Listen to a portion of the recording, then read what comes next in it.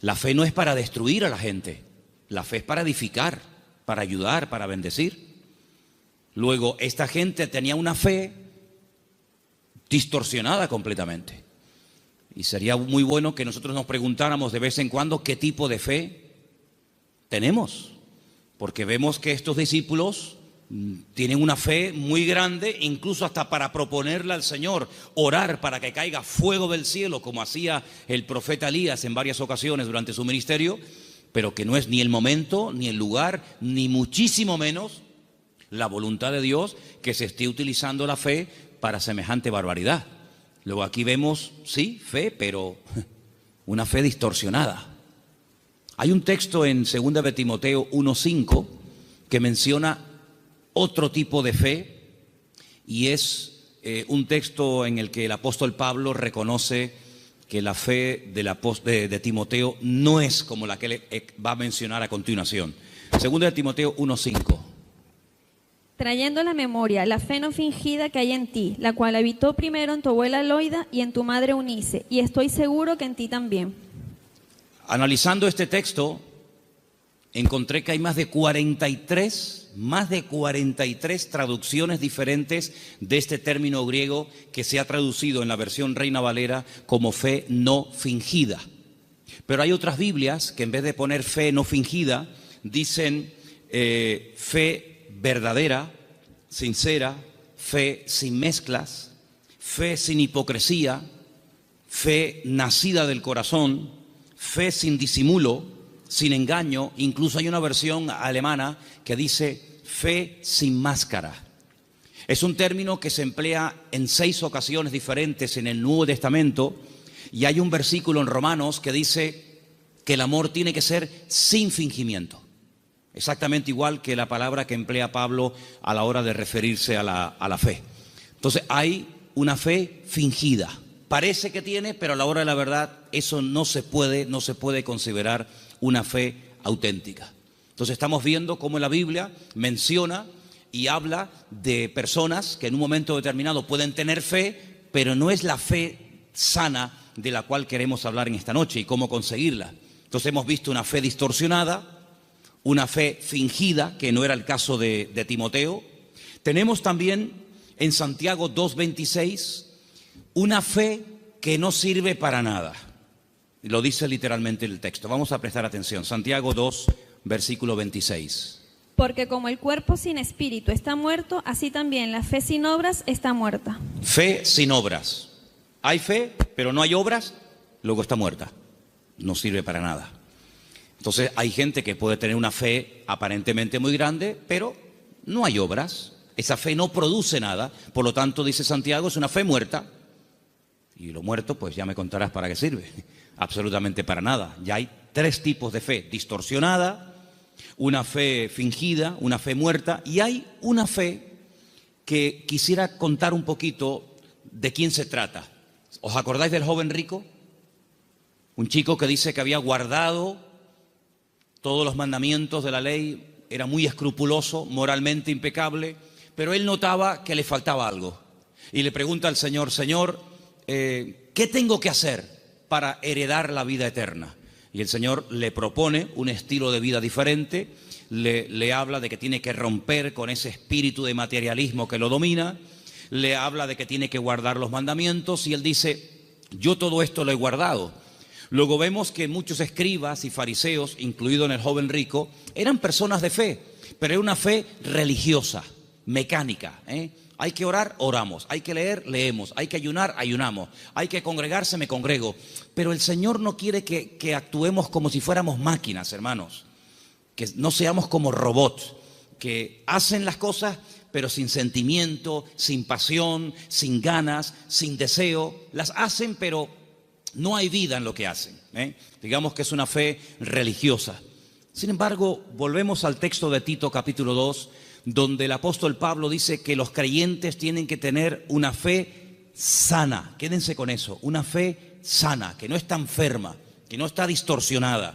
No es una fe que llegamos incluso a tener fe en la fe, valga la redundancia.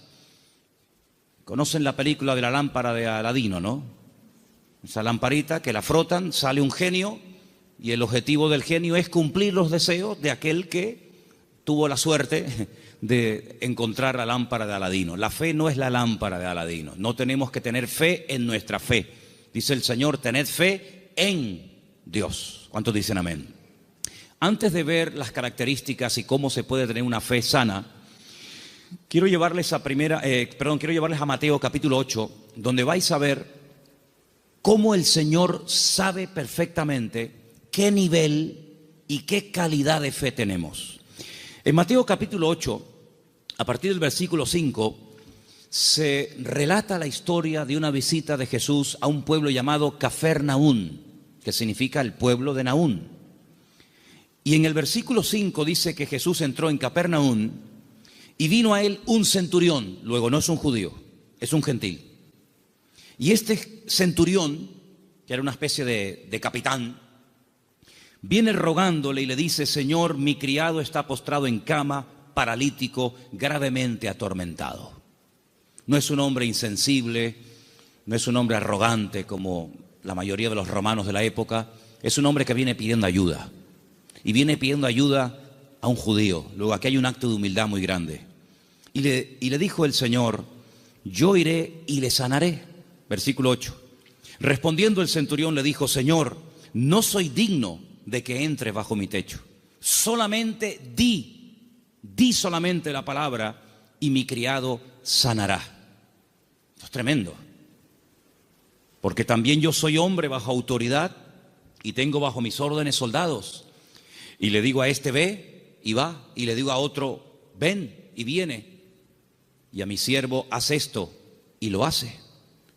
Al oírlo Jesús se maravilló y dijo a los que le seguían: de cierto os digo que ni aún en Israel he hallado tanta fe. No he encontrado a nadie en el país que tenga tanta fe como este hombre. ¿Qué fue lo que le llamó la atención al Señor Jesucristo de este hombre? Primero, la humildad con la que vino a pedir. No vino exigiendo. No vino: oye, que soy un centurión romano y me tienes que obedecer. Sino vino con humildad. Vino, dice, que rogándole. Y no vino pidiendo algo para él, sino para otra persona. Luego aquí hay una compasión. Aquí hay un amor por alguien que está sufriendo, que no es precisamente él, sino es su criado. Luego hay una cosa muy interesante en la conversación. El Señor está dispuesto a ir a la casa de un gentil. El Señor está dispuesto a ir a la casa de este hombre. Sin embargo, este hombre dice: Señor, sinceramente yo no soy digno de tenerte bajo mi techo. Pero podemos solucionarlo de otra manera. Di solamente la palabra, da solamente la orden de que mi criado sea sanado, y no hace falta ni que te desplaces, no hace falta ni que vengas. Fíjate que el hombre le pone un ejemplo al Señor. Le dice: mira, yo soy un hombre de autoridad. Yo le digo a un soldado que venga y viene, lo digo a otro que vaya o haga esto y lo hace. Por lo tanto, lo que este hombre está diciendo es: yo reconozco tu autoridad. Yo reconozco que cuando tú ordenas algo en el mundo espiritual, se cumple. Por lo tanto, como hago yo en lo natural, hazlo tú en lo espiritual. Da la orden y automáticamente mi criado sanará. Él unió el poder de la palabra, la autoridad de la palabra del Señor, con una fe bien puesta y bien depositada con humildad en el Señor. Y claro, automáticamente recibió la respuesta. Entonces el Señor dice que en todo Israel no había encontrado a nadie que tuviera tanta fe, una fe tan grande, tan firme, tan madura como la de este hombre. Luego, por la forma como habló, por la forma como pidió y se comportó, el Señor se dio cuenta de que este hombre no tenía una fe normal y corriente, sino era una fe, amigo, de categoría. Sin embargo, en el mismo Evangelio según San Mateo, un poquito más adelante, en el capítulo 14, ahora las cosas cambian. Porque en el capítulo 14, a partir del versículo 22, dice la palabra del Señor lo siguiente: Jesús enseguida hizo a sus discípulos entrar en la barca e ir delante de él a la otra tierra, a la otra ribera, entre tanto que él despedía a la multitud. Despedida la multitud, subió al monte a orar aparte, y cuando llegó la noche estaba allí solo. Y ya la barca estaba en medio del mar, azotada por las olas, porque el viento era contrario. Más a la cuarta vigilia de la noche, como a las 3:30 de la madrugada, Jesús vino a ellos andando sobre el mar. Los discípulos, viéndole andar sobre el mar, se turbaron diciendo: ¡un fantasma! Y dieron voces de miedo. Pero enseguida Jesús les habló diciendo: tened ánimo, yo soy, no temáis. Entonces Pedro le respondió y le dijo: Señor, si tú eres, manda que yo vaya a ti sobre las aguas. Vamos a ver. Jesús le dijo: ven, simplemente eso, ven.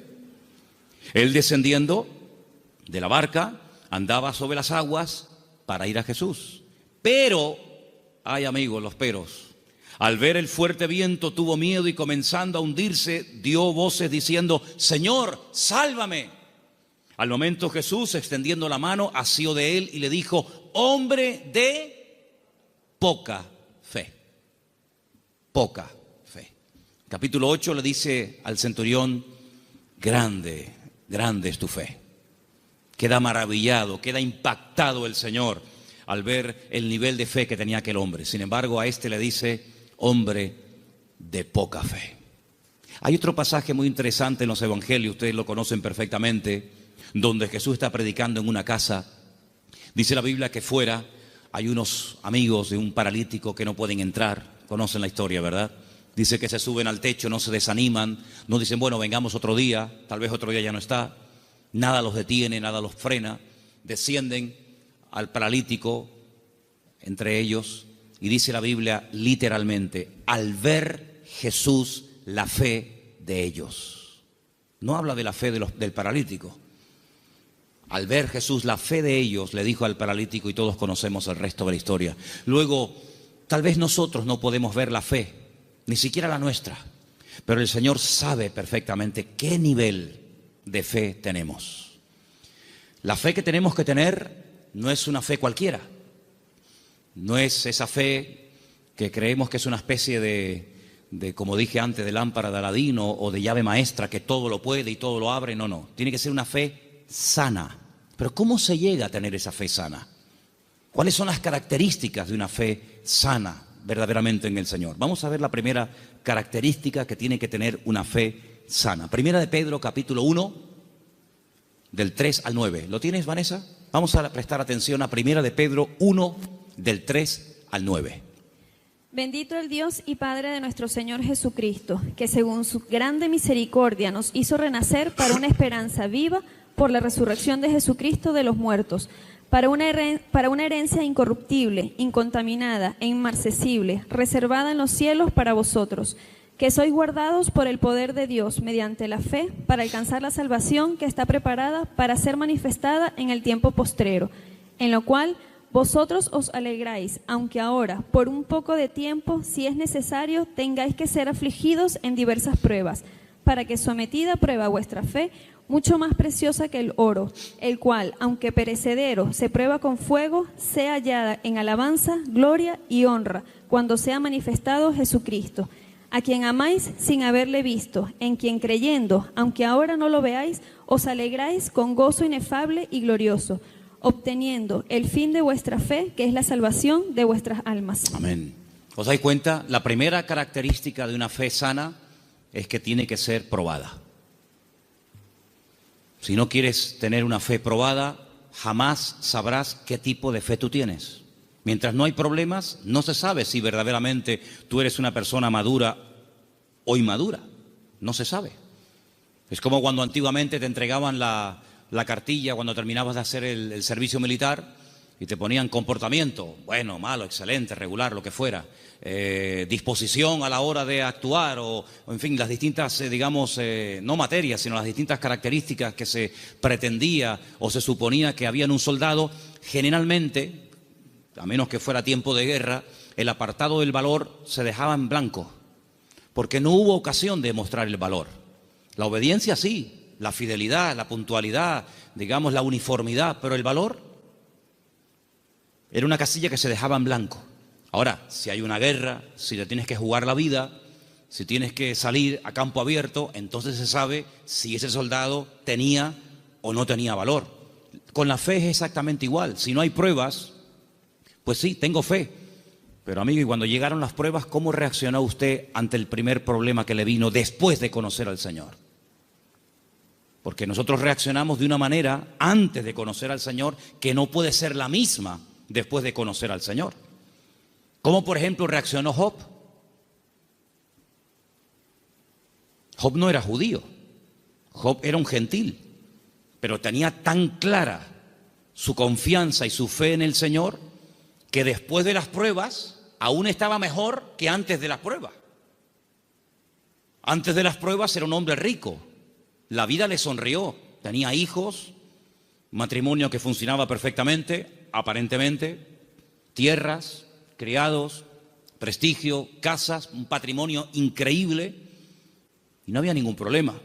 El Señor permitió, porque todo lo permite el Señor, que las cosas comenzaran a ir de diferente manera. Perdió en una semana a todos los hijos, no a uno, a todos, los varones y las hembras.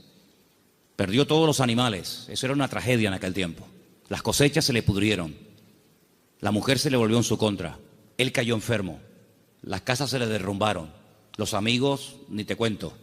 Si uno dice, bueno, pero ¿dónde está Dios en todo esto? Nunca estuvo Dios más cerca de Job que cuando era probado.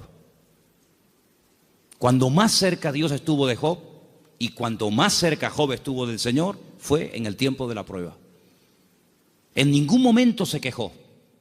Argumentó, habló con el Señor, todo lo que tú quieras, pero en ningún momento claudicó y dijo, no merece la pena, no sirve de nada llevar una vida íntegra, llevar una vida de santidad, porque al fin y al cabo, mira, estoy pasando lo peor que los que no creen en ti, Señor. Al final, cuando termina todo aquel ciclo de pruebas tremendas, que no sabemos exactamente cuánto tiempo duró, él dice cosas tremendas. Él dice, yo de oídas te había oído, pero ahora mis ojos te ven.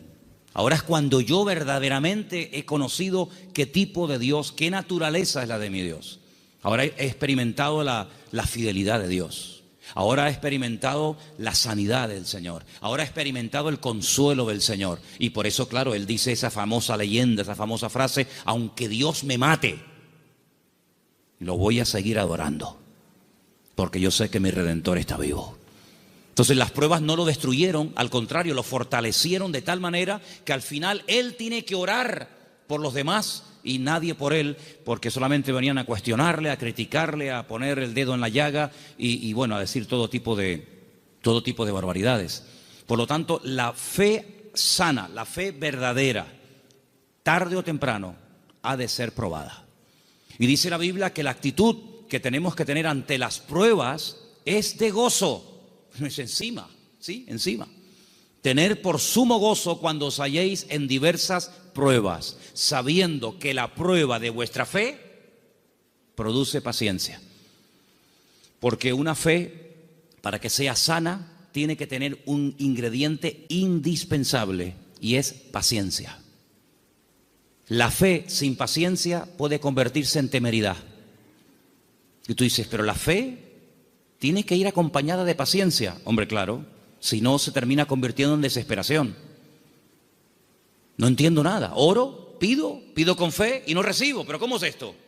Entonces, si no va acompañada del ingrediente de la paciencia, al final terminas desesperándote porque crees que no tienes fe, que has cometido un pecado, que te han hecho algo malo, etcétera, etcétera, y comenzamos a decir tonterías, y toda tontería, toda queja, todo lamento que salga de nuestros labios lo que hace es que va deteriorando, enfermando, debilitando cada vez más la fe. Y en vez de ser una fe sana, es una fe, pero enferma.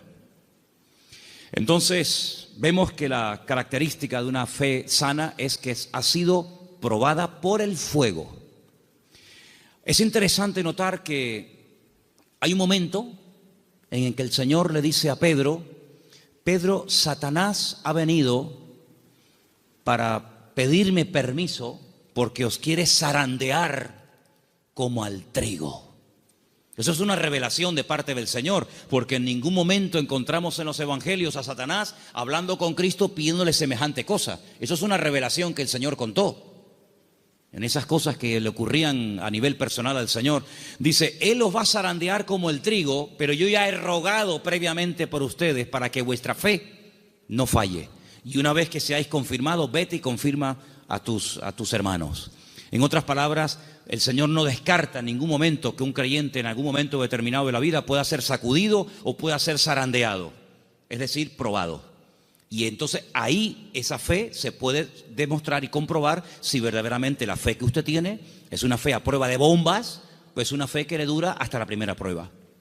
En la parábola del sembrador dice la Biblia que hay semillas que brotaron muy rápido, pero dice cuando salió el sol quemó la semilla y no dio fruto. Y cuando están en privado, los discípulos le preguntan al Señor o le piden al Señor que les explique la parábola del sembrador. Y Él les dice, mira, las semillas que caen junto al camino y brota rápido son los que reciben la palabra, al momento la reciben con gozo, pero como no tienen raíces, cuando sale el sol, que son las pruebas y las dificultades de la vida, las pruebas de la vida secan, son de corta duración. Entonces la prueba lo que hace es que fortalece nuestra fe para que nuestra fe pueda estar preparada para la siguiente prueba y así de esa manera tener una fe robusta y madura que ha soportado las pruebas. Es como cuando se construye un puente, se hace una prueba de carga. No se abre al público, decir, bueno, abran, ¿y si se cae? Hay que hacer una prueba de carga. Ponen el puente todo lleno de camiones cargados a tope y los dejan ahí un tiempo para que si el puente resista, pues si el puente resiste la prueba, pues entonces se puede abrir el tráfico al público. Exactamente igual. Nuestra fe tiene que ser probada y tiene que ser probada donde necesita ser probada. A lo mejor en lo económico, a lo mejor en lo familiar, a lo mejor en lo físico, no sé, pero el Señor sabe dónde tiene que apretar porque todas las pruebas siempre son para nuestro progreso, para nuestro crecimiento y para fortalecer nuestra fe. ¿Cuántos dicen amén? La segunda característica de una fe auténtica, de una fe sana, la encontramos en una carta que Pablo le escribe a los hermanos de Tesalónica. Primera de Tesalonicenses 1. Del 2 al 10. Es una lectura un poquitín larga, pero por favor presten atención. ¿La tienes tú, Patricia? Adelante. Damos siempre gracias a Dios por todos vosotros, haciendo memoria de vosotros en nuestras oraciones, acordándonos sin cesar delante del Dios y Padre nuestro de la obra de vuestra fe, del trabajo de vuestro amor y de vuestra constancia en la esperanza en nuestro Señor Jesucristo, porque conocemos, hermanos amados de Dios, vuestra elección. Pues nuestro evangelio no llegó a vosotros en palabras solamente, sino también en poder, en el Espíritu Santo y en plena certidumbre. Como bien sabéis, cuáles fuimos entre vosotros por amor de vosotros, y vosotros vinisteis a ser imitadores de nosotros y del Señor, recibiendo la palabra en medio de gran tribulación con gozo del Espíritu Santo, de tal manera que habéis sido ejemplo a todos los de Macedonia y de Acaya, que han creído, porque partiendo de vosotros ha sido divulgada la palabra del Señor, no solo en Macedonia y Acaya, sino también en todo lugar vuestra fe en Dios se ha extendido, de modo que nosotros no tenemos necesidad de hablar nada, porque ellos mismos cuentan de nosotros la manera en que nos recibisteis y cómo os convertisteis de los ídolos a Dios para servir al Dios vivo y verdadero y esperar de los cielos a su Hijo, al cual resucitó de los muertos, a Jesús, quien nos libra de la ira venidera. Amén. La iglesia de Tesalónica, desde el primer momento, fue una iglesia muy perseguida, muy perseguida. No todas fueron así, pero una de las características de esa congregación es que desde el primer momento los creyentes fueron perseguidos. Hermanos perdieron la vida. Llegó un punto que la presión era tan tremenda, que comenzaron a pensar si a lo mejor ya había comenzado hasta la gran tribulación. Fíjate lo que te digo. Y por eso Pablo tiene que escribirles varias cartas y alentar y animar a los hermanos y aclararles que todavía ese tiempo no ha comenzado, y les alienta y les anima a decir, hermanos, seguir adelante. El Señor aún no ha venido. El tiempo de angustia de Jacob, la gran tribulación, aún no ha comenzado. Y Pablo pone doctrina encima de la mesa para que ellos sepan que lo que está pasando no es todavía lo que está profetizado para los últimos tiempos, ¿verdad? Y una de las cosas que el apóstol Pablo reconoce de la iglesia es que la fe de la iglesia, la fe de los hermanos de la ciudad de Tesalónica, no se quedó encerrada entre cuatro paredes, sino que los creyentes no habían perdido el valor de testificar a los que no conocían al Señor. Ellos se habían convertido, como dice ahí, hemos leído, de los ídolos. Habían sido gente idólatra, politeísta. y habían dejado esa vida de desorden, de idolatría, para convertirse al Dios vivo y verdadero. Pero la conversión de ellos, la fe de ellos depositada en el Dios vivo y verdadero, no era algo que se hacía a escondidas, sino algo que ellos querían que se difundiera. De tal manera que Pablo llegaba a ciertas y determinadas poblaciones y la gente en esos lugares daban testimonio de lo que los hermanos de Tesalónica estaban pasando y cómo la fe de ellos se había extendido. Y esto es muy importante, hermanos. Esto es muy importante porque en un momento tenemos un encuentro inicial con el Señor. Nos encontramos con el Señor, entendemos el propósito de la salvación, de la venida de Cristo. Pedimos perdón por nuestros pecados, lo aceptamos como nuestro Señor y Salvador personal. Muy bien, pero ¿y ahora? Ahora se tiene que extender nuestra fe. Tenemos que divulgar nuestro testimonio, nuestra esperanza en el Señor, porque no todo el mundo tiene la misma fe. No todo el mundo ha tenido la misma experiencia que tú has tenido, y por eso es muy importante que abramos la boca para que podamos decir a la gente, oye, que hay una esperanza, que hay un remedio, como vimos el domingo, que hay un camino, una verdad y una vida.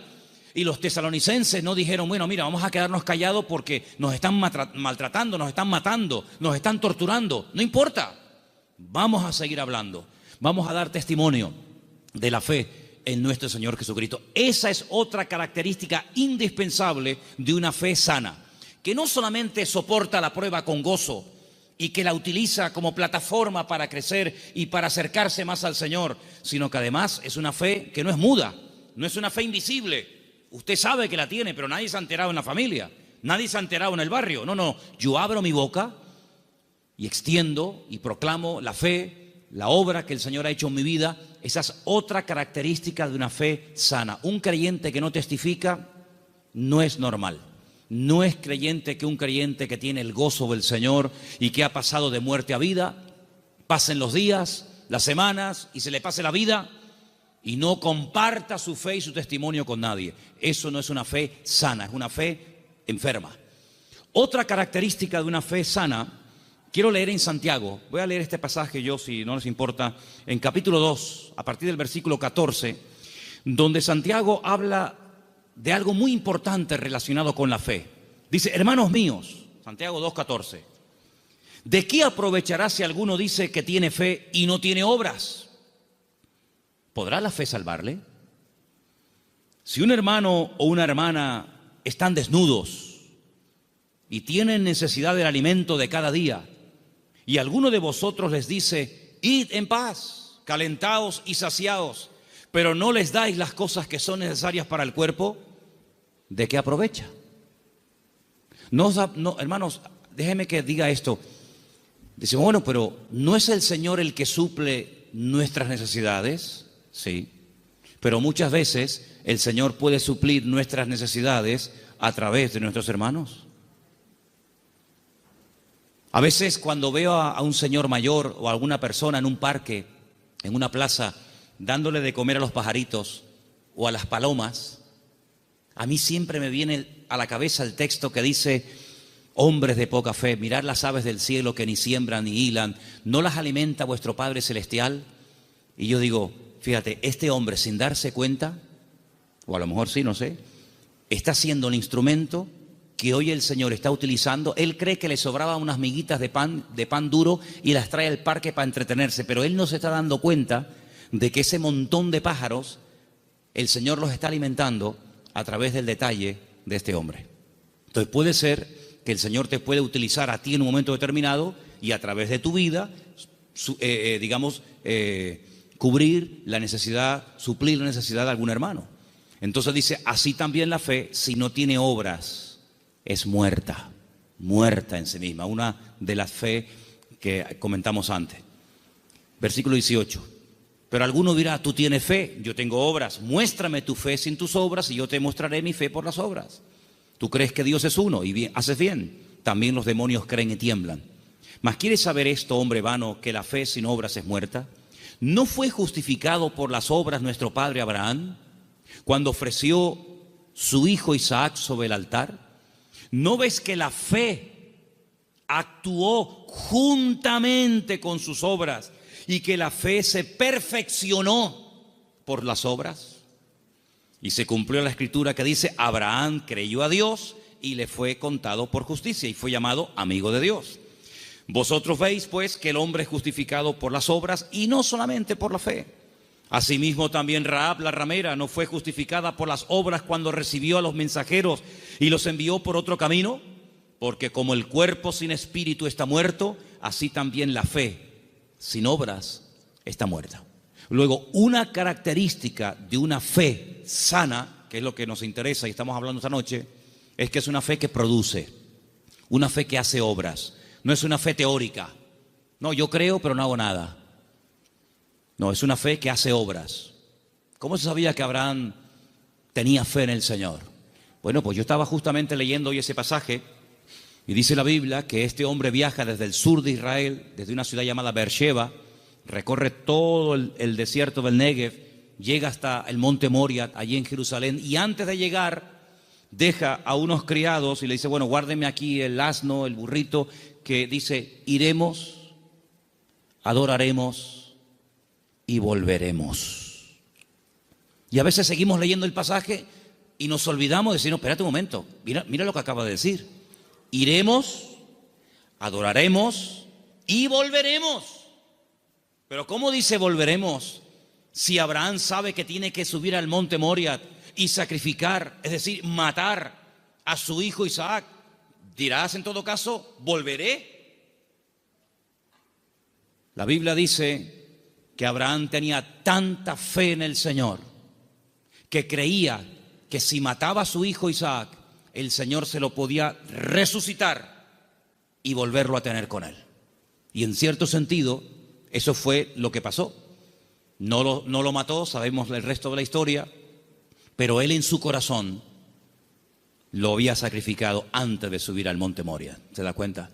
Pero la fe de Abraham no quedaba simplemente en un acto de obediencia, sino que iba mucho más allá. Bueno, yo lo mato, yo lo sacrifico porque al fin y al cabo es lo que Dios, mi Señor, me ha pedido. Pero creo que Él me lo puede dar de entre los muertos. Y es que nunca nadie había resucitado, hermanos. Él no puede decir, no, es que ya resucitó fulanito de tal. No había resucitado nadie. ¿Cómo sabía Abraham que el Señor podía resucitar muertos? Porque Abraham conocía a Dios. Y la fe auténtica, la fe sana, no es una fe ciega, no es una fe irracional, es una fe basada en hechos, en realidades. ¿Y qué mejor realidad que conocer a Dios y conocer su palabra? Yo dije en una ocasión que hubo un momento en nuestra vida en los que creímos en un Dios que prácticamente no conocíamos. Cuando nosotros la primera vez aceptamos al Señor, ¿qué sabíamos del Señor? Pues muy poca cosa. No conocemos hoy nosotros al Señor mejor que hace años atrás cuando lo conocimos o lo recibimos en nuestro corazón, ¿sí o no? Por supuesto que sí. En aquel momento fue un acto de fe. Yo necesité fe, créame, yo particularmente, yo no sé usted, pero yo necesité mucha fe porque yo no creía en Dios. No creía en Dios, sencillamente. Para mí no existía. Y yo necesité que Dios me diera fe para poder creer en Él. Pero créanme, hermanos, y lo digo con toda sinceridad, yo hoy en día no necesito fe para creer en Dios. Yo es que sé que Dios existe. La fe se necesita para creer en lo que usted tal vez no ve o no ha recibido y tiene fe de poder recibirlo. Pero yo no necesito fe para creer en mi Padre. Yo no necesito hoy por hoy fe para creer si este libro es o no es la palabra de Dios. Es que yo sé que es la palabra de Dios. Por lo tanto, la fe tiene que ir en aumento, tiene que ir creciendo, tiene que ir madurando. Y por eso, amados hermanos, hay momentos en los que en la vida de ciertos y determinados personajes, los milagros tenían que verse muy asiduamente, un poco como para sacudirlos y para provocar la fe en ellos. Pero hay un momento en nuestra vida en los que prácticamente ya no necesitamos tantos milagros cada día, porque el hecho de que el Señor sea mi Señor, ya para mí eso es más que suficiente y sé que todo lo demás vendrá por añadidura. ¿Cuántos dicen amén? Hay gente que continuamente le pone pruebas al Señor. Señor, ¿será tu voluntad esto? Señor, ¿será tu voluntad lo otro? Señor, voy por aquí, Señor, voy por allá. Bueno, pues si constantemente le tienes que estar poniendo pruebas a tu Dios, es porque no lo conoces mucho. Porque si tú sabes que a tu marido no le gustan las lentejas, no sé si hay algún marido, perdón si alguien se sienta aludido, pero si tú sabes que a tu marido no le gustan las lentejas, No dices, se las voy a poner a ver si le gustan o no le gustan. Ya te ha dicho de todas las formas que no le pongas lentejas que no le gustan. Por lo tanto, como ya lo sé, no se las pongo. Pero yo sé que lo que le gusta es el potaje de berros. Entonces, en la medida en la que tú conoces a tu marido, a tu esposa o a tu hijo, a quien sea, tú te comportas de una forma diferente con él o con ella, ¿sí o no? En la medida en que tú conoces a Dios, yo no tengo que decirle a Dios, Señor, ¿se puede hacer esto o no se puede hacer? Voy a poner un papelito con un sí y con un no. Soplo y el que se quede en la mesa, no hace falta jugar a eso, porque yo ya conozco a mi Dios y yo sé lo que le gusta y lo que no le gusta. Leía en el día de ayer algo tremendamente interesante. Dice Pablo, es que la ley no fue dada para el justo. La ley fue dada para el homicida. La ley fue dada para el que no conocía a Dios y tienes que decirle todo, le tienes que contar todo. Pero José nunca leyó la Biblia. Y José era capaz de decir, eso no lo puedo hacer, porque si yo hago eso, yo peco contra mi Dios. ¿Os acordáis? Cuando es tentado con la mujer de Potifar, él podía haber dicho, bueno, ¿dónde está escrito que esto es pecado? No estaba escrito por ninguna parte, pero es que él conocía a Dios. Y cuando una persona conoce a Dios, aunque no tenga mucho conocimiento de la Biblia, conoce más del Dios de la Biblia que de la Biblia del Señor y sabe perfectamente discernir y dice, esto no es de Dios, esto no es del Señor. Porque el que conoce al Señor, dice la Biblia, hay un texto muy bonito que dice, el pueblo que conoce a su Dios se esforzará. Y nosotros, amados, queridos hermanos, no dejamos de pecar por miedo al castigo, sino no pecamos por temor a Dios, por respeto al Señor, que es muy diferente. Amén. Otra característica de una fe madura,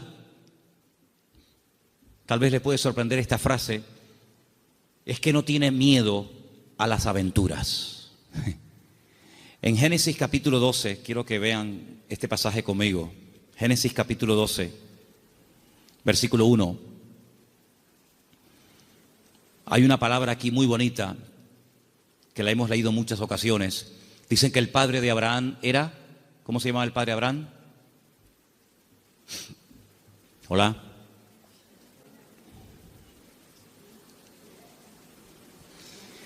El padre de Abraham se llamaba Taré. Y cuenta la leyenda que el padre de Abraham, Taré, podía ser una persona muy importante en el ejército de Nimrod. ¿Y quién era Nimrod? Uno de los peores personajes de la historia. Terrible, terrible. El primer hombre poderoso de la tierra. Un tipo de anticristo, para que me entendáis. Un hombre idólatra, un hombre tremendo.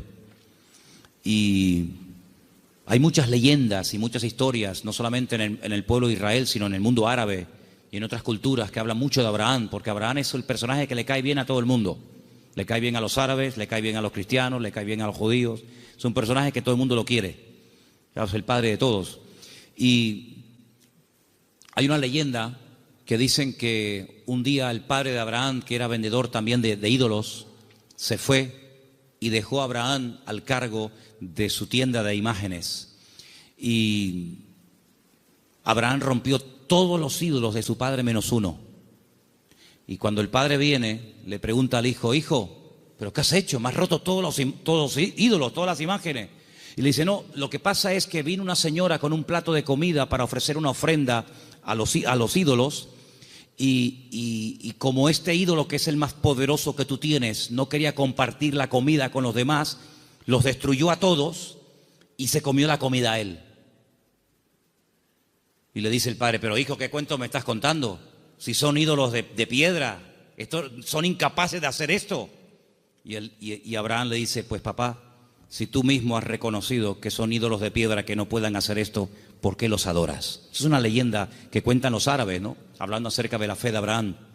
Pues este hombre, cuando vivía en aquella tierra, versículo 1, Génesis 12:1, dice, el Señor le había dicho, fíjate el tiempo del verbo, no está llamando el Señor ahí a Abraham, dice, ya le había dicho.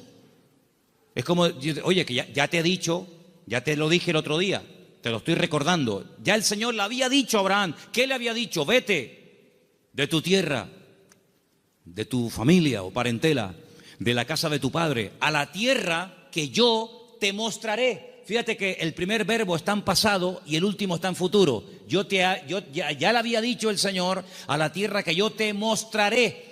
¿A dónde voy? No lo sé, yo te lo mostraré, ya te lo diré. Pero hay una promesa, entre el cumplimiento de la promesa y la obediencia, hay una palabra muy interesante, dice, yo haré de ti una nación grande. Te bendeciré, te engrandeceré serás bendición. Bendeciré a los que te bendigan y a los que te maldijeren, maldeciré. Serán benditas en ti todas las familias de la tierra. Y se fue Abraham como el Señor lo había dicho. Entonces vemos que este hombre, en base a una promesa, en base a una orden de parte del Señor, él emprende una aventura. Y por eso este punto que he dicho, que para tener una fe sana, uno tiene que estar dispuesto a correr aventuras con el Señor. No podemos tener todo bajo control.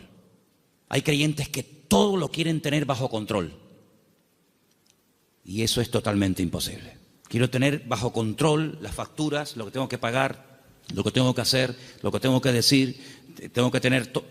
Hermano, en la vida de un creyente verdadero, tienes que dejar una puerta abierta a la vida de fe, a una vida de aventura. Esto no tiene ni pies ni cabeza, diría un padre a un hijo. Pero hijo, ¿a dónde va? Es que no lo sé, padre. Pero, ¿qué sentido tiene esto? Yo leía hoy una frase en un libro que la tengo por aquí apuntada y me llamó mucho la atención y la quiero compartir con ustedes. Y la frase que leía dice, lo que nosotros llamamos seguridad muchas veces no es más que un freno para una vida de fe. Esto me impactó muchísimo, No, es que hay que tener una seguridad en la vida, tú. Ya no tengo 20 años, ya tengo una edad y uno ya tiene que ir pensando las cosas. Me parece muy bien. Pero cuando vamos a la palabra de Dios, nos encontramos que a veces Dios llama a gente ya con 80 años. Y tú dices, ¿pero dónde va este hombre con 80 años? Pues tú no ves que cuando tú eras joven lo intentaste y fue un fracaso lo que hiciste, que incluso hasta terminaste matando a una persona. Y el Señor llama a un hombre que en el pasado ha fracasado y se ha refugiado como un prófugo en el desierto, cuidando ovejas que no son ni de él. Y ahora tengo que volver atrás. ¿A qué? A hacer la voluntad de Dios. Pero en esta ocasión no como tú la quisiste hacer en tu yo, en tu ego, sino hacerla en mi nombre. Y lo manda a Moisés, a Egipto, con 80 años. Y Abraham le da unas promesas increíbles con una edad que uno dice, ¿y por qué no le dio estas promesas cuando tenía 18, 20 o 30 años? ¿Por qué esperó tanto el Señor en sorprender y en usar a este hombre? Hermanos, nosotros no somos los que ponemos los tiempos los pone el Señor. Por eso les dije antes que un ingrediente indispensable de una fe sana es la paciencia. Una fe que no va acompañada de paciencia te puede crear problemas a ti personalmente. Porque cuando tú pides y cuando tú oras y no recibes, la Biblia dice que si pedimos y no recibimos, se puede convertir en un tormento al alma, en un tormento al corazón. Y por eso el que tú pidas no significa que inmediatamente tus órdenes se tienen que cumplir. Vuelvo a repetir el ejemplo de antes. La fe no es la lámpara de Aladino. Encomendamos al Señor nuestra vida, nuestras situaciones, confía en Él y Él hará, decía el Salmo 37, ¿os acordáis?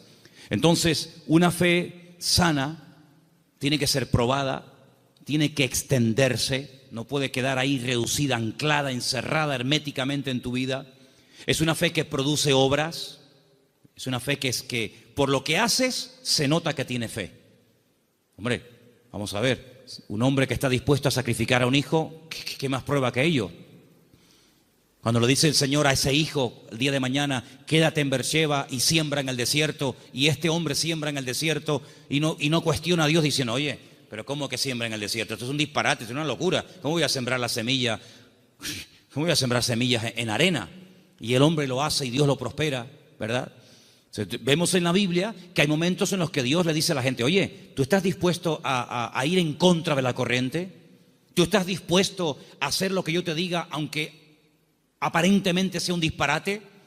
A ese tipo de vida no tenemos que cerrarnos. Yo no digo que tengas que ir por ese camino toda tu vida, pero no descartes la posibilidad de que en un momento Dios te lleve la contraria. ¿Puede el Señor llevarnos la contraria?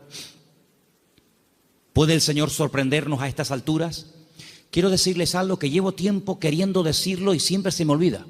Siempre se me olvida. Cuando llego a casa digo, pero si yo vine de Galicia y quería decirles esto y todavía no se lo he dicho. Ahora me acaba de venir a la cabeza y se lo voy a decir. Fui a predicar un día a una iglesia en Galicia. No voy a decir ni el sitio porque sabe Dios a dónde llegan estas predicaciones. Fui a predicar a un lugar y el pastor de esa iglesia, que llevaba ya mucho tiempo al frente de esa congregación, me dice que se va a ir a otra ciudad, a empezar otra iglesia. Digo, muy bien.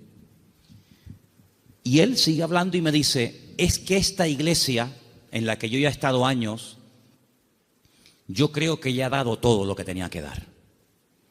Hemos hecho evangelismo, hemos hecho retiros, hemos hecho campamentos, hemos hecho vigilias, y yo creo que esta iglesia ya ha dado todo lo que tenía que dar y voy a comenzar en otra parte. Y cuando yo llegué a casa y comencé a pensar en lo que este hermano me había dicho, es un buen hombre, es un buen pastor, no estoy hablando de un pseudo pastor, estoy hablando de un hombre de Dios. Pues yo dije, Señor, es interesante en la vida porque en la vida tiene que saber uno hasta dónde tiene que llegar. La Biblia nos enseña que el sueño de Moisés era entrar a la tierra prometida. El Señor dijo, no, hasta aquí llegaste, amigo. Pero no voy a cruzar el Jordán, no, es que soy Moisés, me da igual. Yo si quieres te enseño la tierra, pero aquí se acaba tu vida, amigo. A partir de ahora le pasas el relevo a Josué. Y vemos que Moisés no entró en la tierra prometida. Y tan grave fue lo que hizo, aparentemente delante del Señor fue gravísimo, para no dejarlo entrar, tú imagínate, ¿verdad? Vemos por ejemplo a David. ¿Cuál era el sueño de David? El sueño de David era levantar un templo a Dios. Ese era el sueño de David.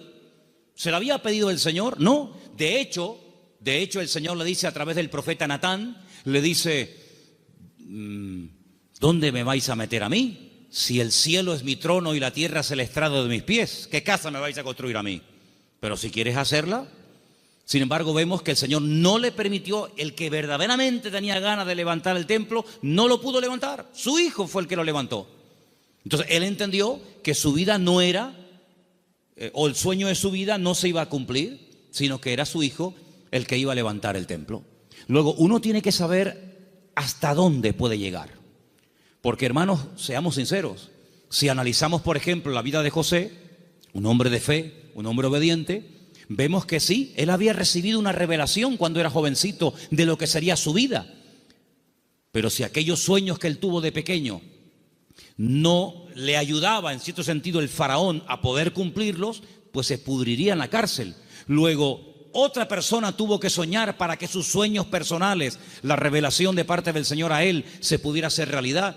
Por lo tanto es muy importante como congregación, como familia, como matrimonio, como hijo, como pastor, como creyente, saber hasta dónde tengo que llegar con el Señor. De hecho, para mí hay dos preposiciones que aparecen en la Biblia que tenemos que tenerlas presentes siempre en nuestra vida de fe. Desde, hasta. Son dos preposiciones importantísimas en la vida de un creyente que quiere tener una fe sana. Desde, hasta. ¿A qué me refiero? Josué capítulo 1 dice, la tierra te la he entregado. Nadie te podrá hacer frente en todos los días de tu vida. Desde, hasta, esa es la tierra en la que te puedes mover. No te salgas de ese marco, no te salgas de ese terreno, porque no te la daré.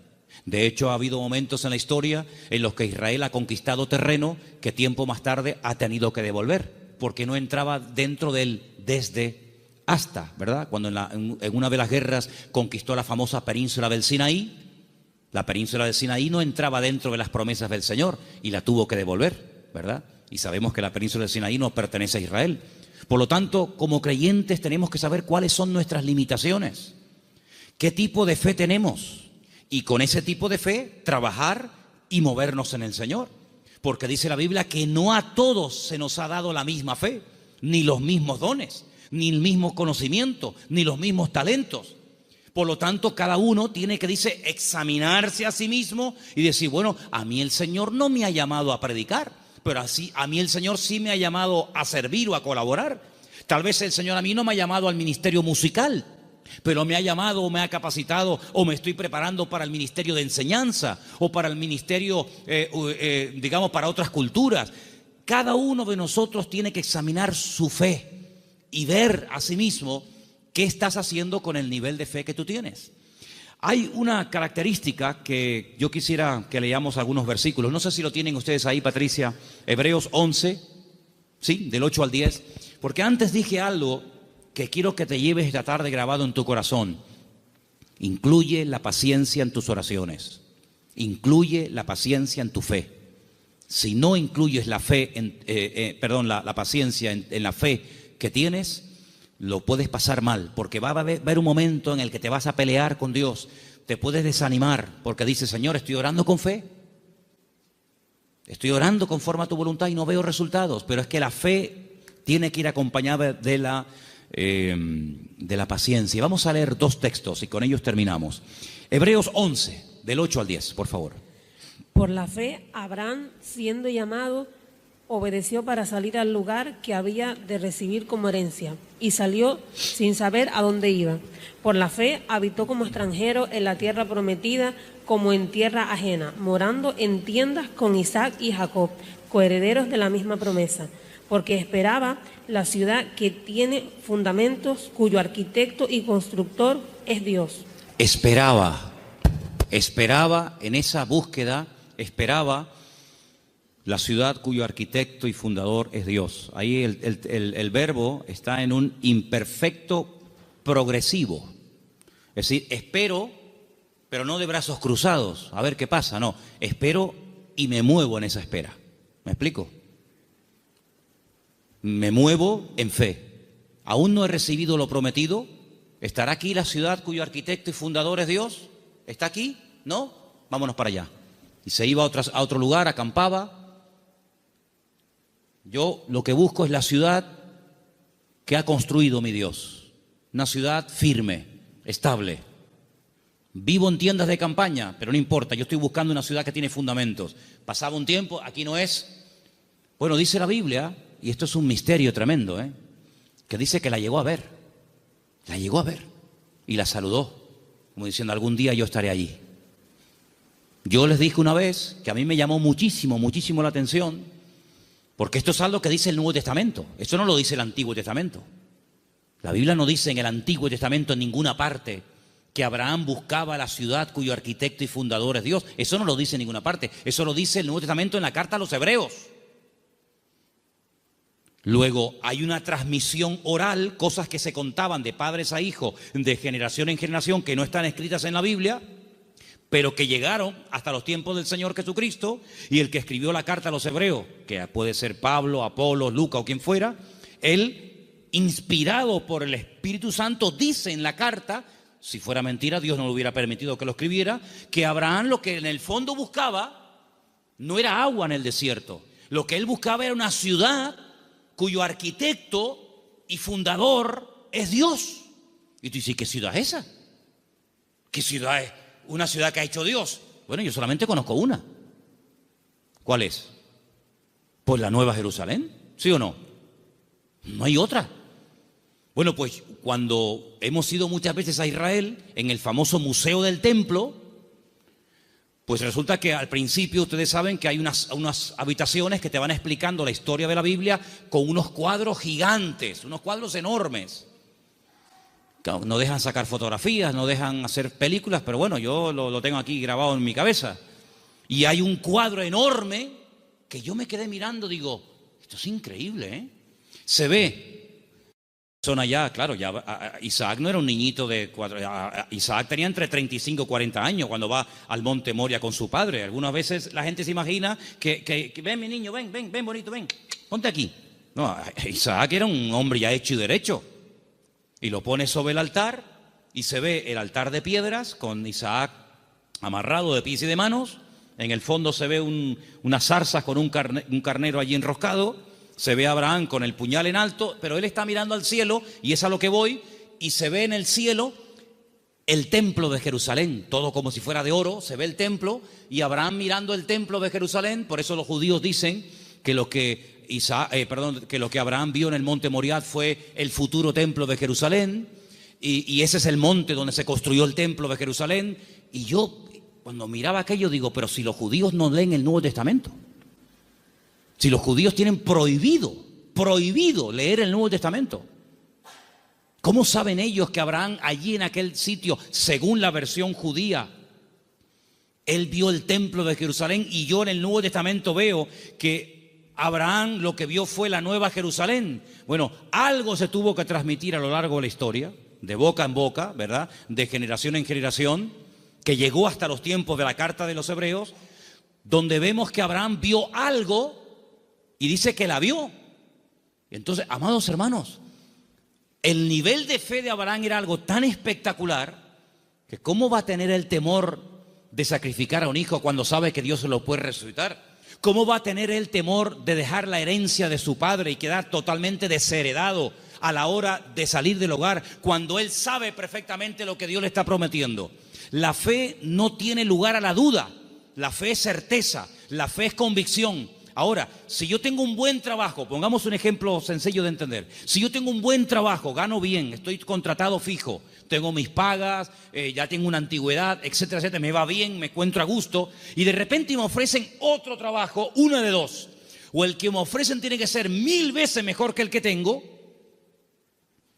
o no tiene ningún sentido que yo deje este buen trabajo por un trabajo que en el fondo no sé si me van a pagar, si no me van a pagar, si tienen solvencia, si no tienen solvencia, si estos van serios, si estos van broma. ¿Tú sabes lo que significó dejar todo? Papá, que me voy. ¿Pero te vas a dónde? No sé. ¿Y por qué? Es que Dios me llamó. ¿Pero qué Dios te llamó? Era una aventura, era un disparate. Pero un disparate para el hombre que tiene una fe enferma. Un disparate para el hombre que se pone encima de una mesa y empieza a sacar cálculos y saca la calculadora y dice: esto es un disparate, esto no va a funcionar bien, esto no tiene ni pies ni cabeza. Para el hombre natural, dice la Biblia, que las cosas de Dios son un disparate, son locura. Pero para el hombre que tiene el Espíritu de Dios, dice que la fe te permite, hay distintos niveles, ¿verdad? Hay un momento en el que la fe, si crece, si madura, si se extiende, una fe probada, etcétera, te permite ver por la fe y llamar las cosas que no son como si ya fuesen. Tú imagínate que yo mañana llego aquí y les digo: hermano, a partir de ahora me llamo Daniel, ya no me llamo Manolo. Sería un choque.